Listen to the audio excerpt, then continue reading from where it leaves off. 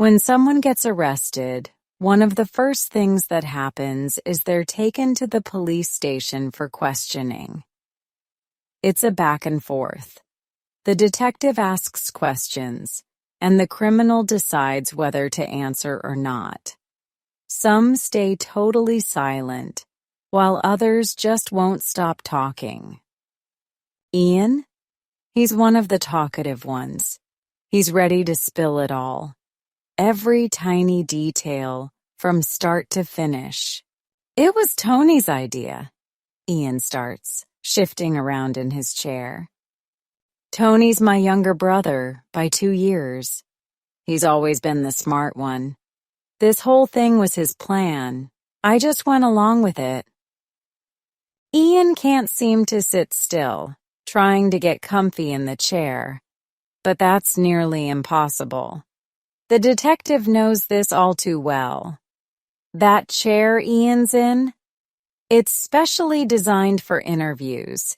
It's got slightly shorter front legs than back ones. No way to get comfortable. So one day, Tony comes to me and says, "Ian, I've got a plan that can't fail." Then he tells me the whole thing. We talked about it for ages. I tried to poke holes in it, find problems, but it was solid, a really good plan. That's why I'm here now. It was just too good. Ian glances around the room again, checking out the walls, looking for hidden cameras or those spy mirrors you see in movies. What really catches him off guard, though, is how quiet it is. It's 11:30 on a weekday night, and the police station feels completely dead. Ian expected hustle, lights, officers rushing around. Instead, it's a snooze fest. Once again, life lets him down, so he keeps talking. Tony first got the idea from a slip road he noticed. Most Saturday nights, he'd drive from Fife to Edinburgh with a car full of friends to party. On the A90, just south of the Fourth Road Bridge, he spotted a sign for a slip road. Department of Transport Vehicle Check Area Only. That sign sparked something in his head. The next morning, Tony went back to check it out. He drove up the slip road and found it led to this random roundabout in the middle of nowhere. He stopped the car, got out, and saw grass growing in the middle of the road. Clearly, the place wasn't used much. There was a small hut nearby and another slip road that led back to the A90. Tony stood there for a bit, listening to the cars zooming by below, and the idea started to take shape in his mind. You see, Ian continues, Tony had these 2 guard uniforms at home. He'd always dreamed of pulling off some kind of heist, and he figured those uniforms would come in handy someday. Then he brought in Malk, one of his old friends. Malk's the guy you go to for fake documents. He's good at that stuff. So Tony got him involved. Got a cigarette? Ian asks. The detective points to the no smoking sign but raises an eyebrow and says, "Fine." He tosses Ian a pack of 10 and some matches. "Thanks." Ian lights up, taking a long drag and exhaling loudly. So yeah, it was all Tony's idea. And Malk?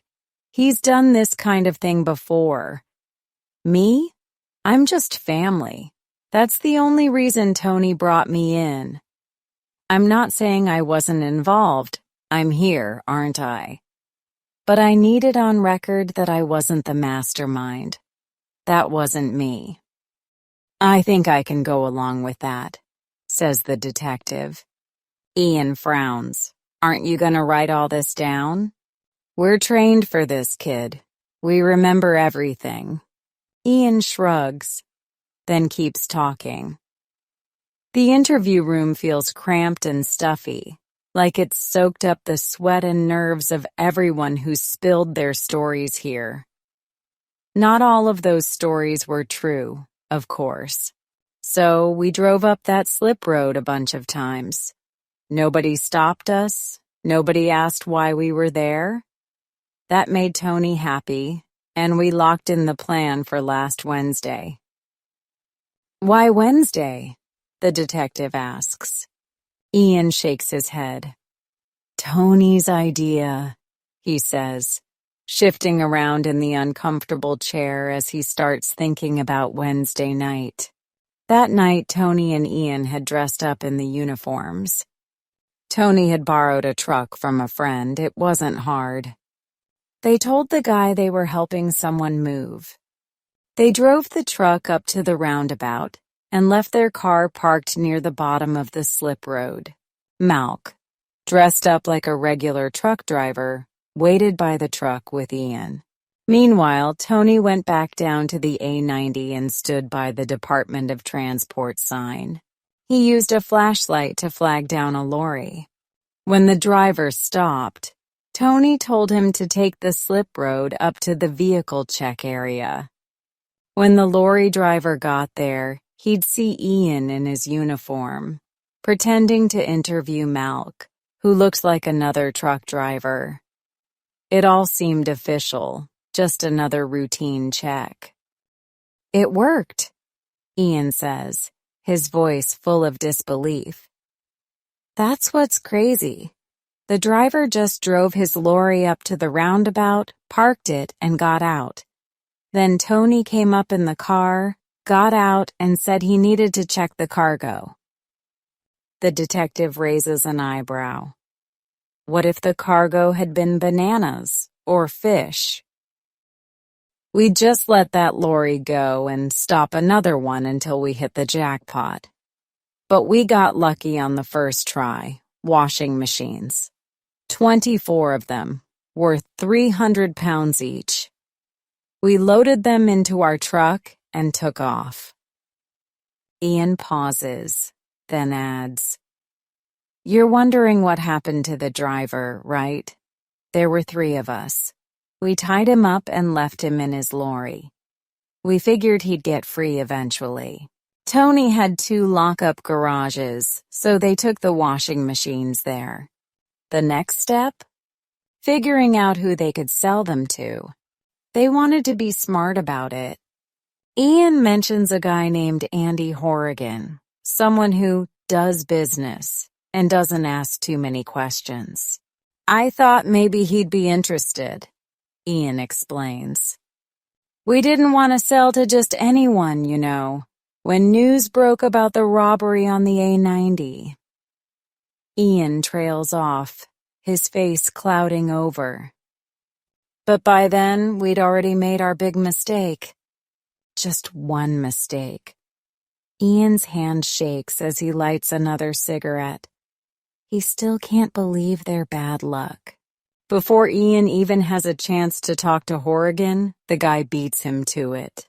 Hey, Ian, Horrigan asks. You heard anything about a robbery on the A90, washing machines, off the back of a lorry? Ian had played it cool, answering, didn't see anything in the papers, which was true.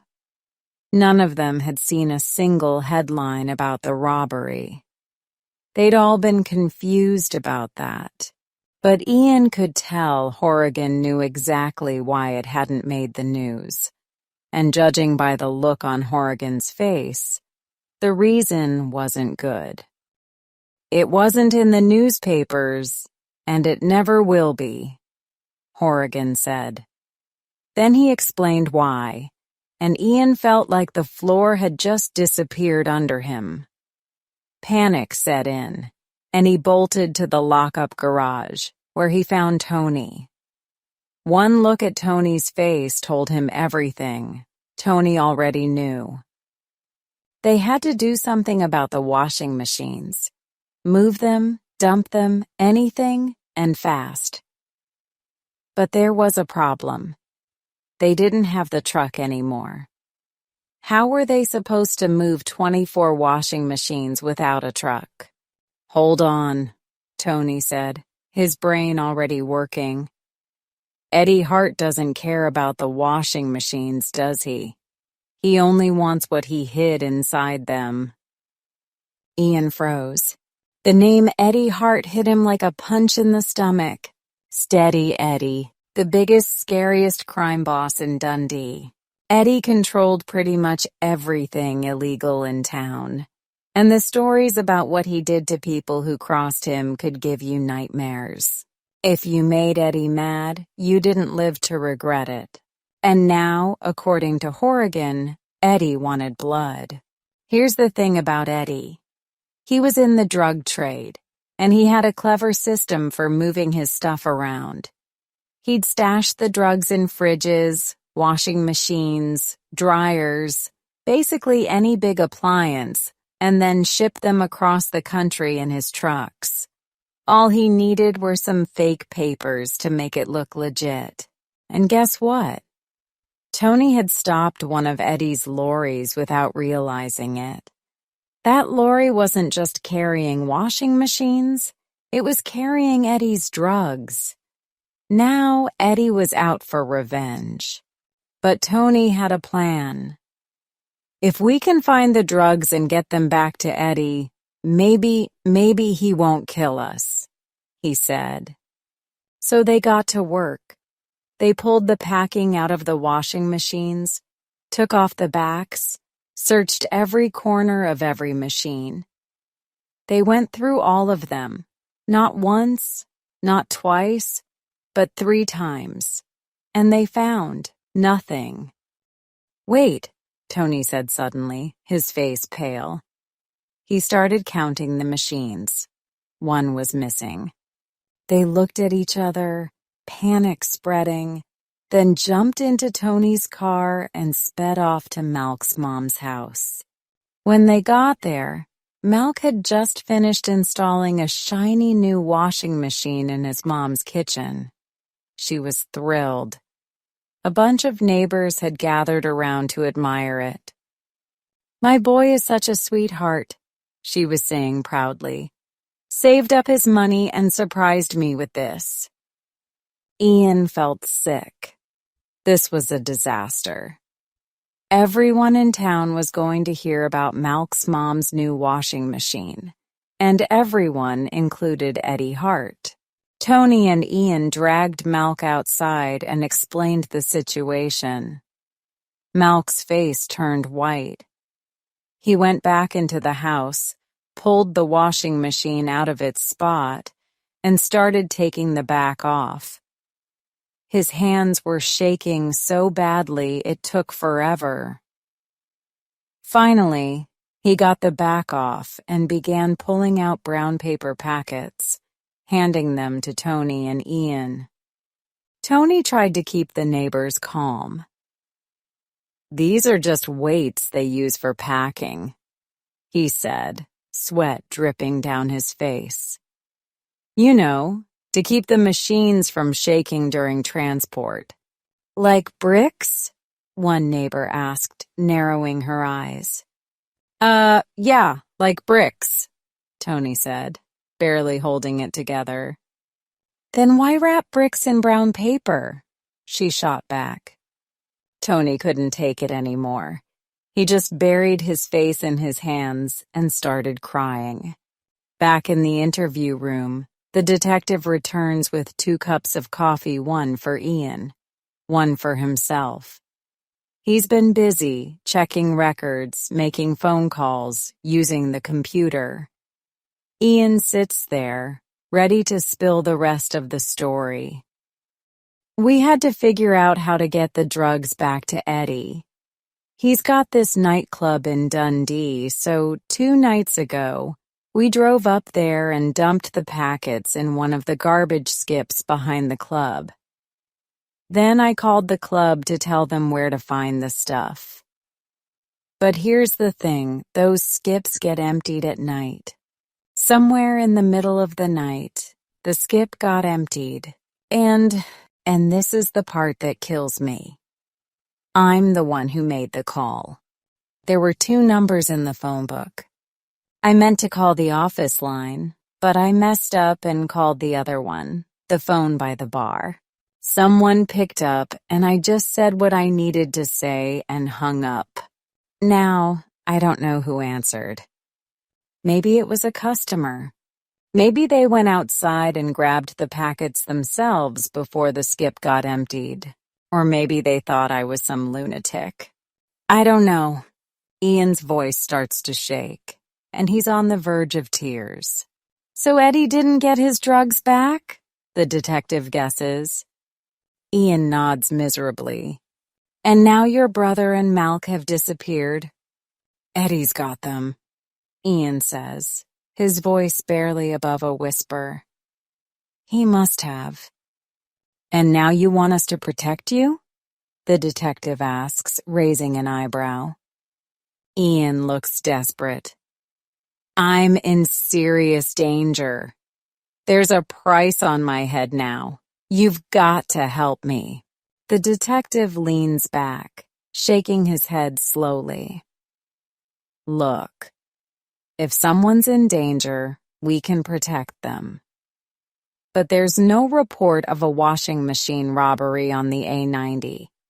And yeah, we'd love to catch Eddie Hart and lock him up. But there's nothing to prove he's done anything illegal. The detective scoots his chair closer to Ian, his voice dropping. You see, here's what I do know. You lost your job because you got into an argument with your boss, and you threatened him, told him your brother would come and break his bones. That's in the system. You know what's not in the system? Anything about washing machines, drugs in brown paper, or people going missing. Ian jumps out of his chair and starts pacing nervously. You could check where they empty the skips. If the drugs are there, you'll find them. Or the garages, they'll still have the washing machines, unless Eddie's taken them. Don't you get it? I'm the only one left who can speak against him. The detective stands up now, facing Ian. I think it's time for you to go home, son. Let me show you to the door. I need protection, Ian pleads, his voice cracking. The detective moves closer, his face inches from Ian's. Why don't you get your brother to protect you? What's his name? Billy? The one who breaks bones? Oh, wait. You don't have a brother named Billy or Tony. Ian freezes. You don't have anybody, Ian, the detective continues, his tone firm but almost pitying. You're a nobody. These stories of yours? That's all they are, stories. Come on now, let's get you home. Your mum will be worried.